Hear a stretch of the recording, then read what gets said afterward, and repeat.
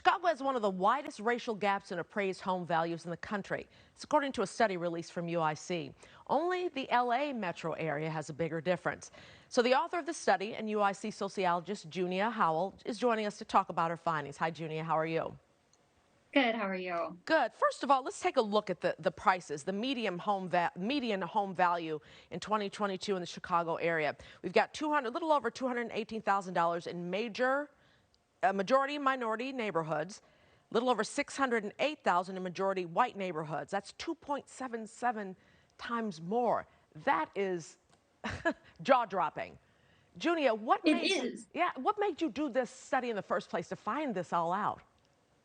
Yeah, so I've been studying appraisals and inequality, particularly across racial lines, for over a decade. So this is a long journey. Hmm. And as I'm sure all your listeners, everyone hearing me right now is very well aware, in the Chicagoland, like many cities across our country, if you look at a house in, say, Lincoln Park or the western suburbs like Naperville, the prices are going to be a lot higher than areas in the south side or the west side of Chicago. And so we know that there's racial differences. And I just want to be clear, those numbers you just shared are not just straight descriptive median home values. In fact, there's something even more drastic. That is, we know that those differences are there for all sorts of reasons, right? There's differences in the house quality, the conditions, there's differences in the schools and the crimes and the amenities, all those kind of things. Well, the numbers you just shared took all that into consideration. Again, I've been working on this for a decade, and we've slowly peeled away all these reasons, even the demand, how much people want to live places. Those numbers you just showed isolated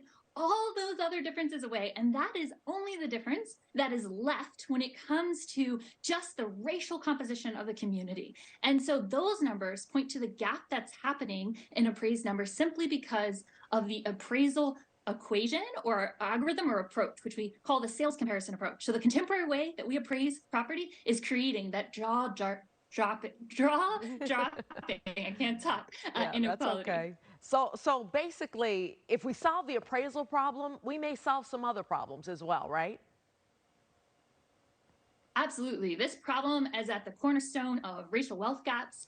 It influences property tax inequality, which influences schools, climate issues, et cetera. It's And a huge segregation. piece of how we distribute aid. So it's all sorts of elements of our society. Yeah, and segregation as well. I mean, Chicago, decades of redlining, segregation, disinvestment, it just shows you how bad this city is. So, in your study, did you come up with a solution? How do we change this?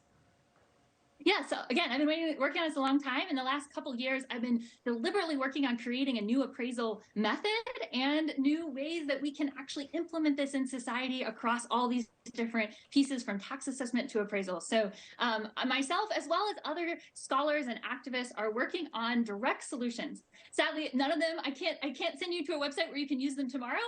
But in the next few weeks, or excuse me, not weeks, months, we're trying to roll out actionable solutions that have different appraisal methods that aren't based on the historical and contemporary racial bias that our industry is currently using. But, Junia, who will implement these solutions that you bring up? Who is the person or the organization or the governmental agency that will do this? Yeah, so I have personally founded a nonprofit who's working on implementing them. That's called Iruka. If you're interested in checking out what we're doing, feel free to check us out. There are some other for-profit and nonprofit groups working on this.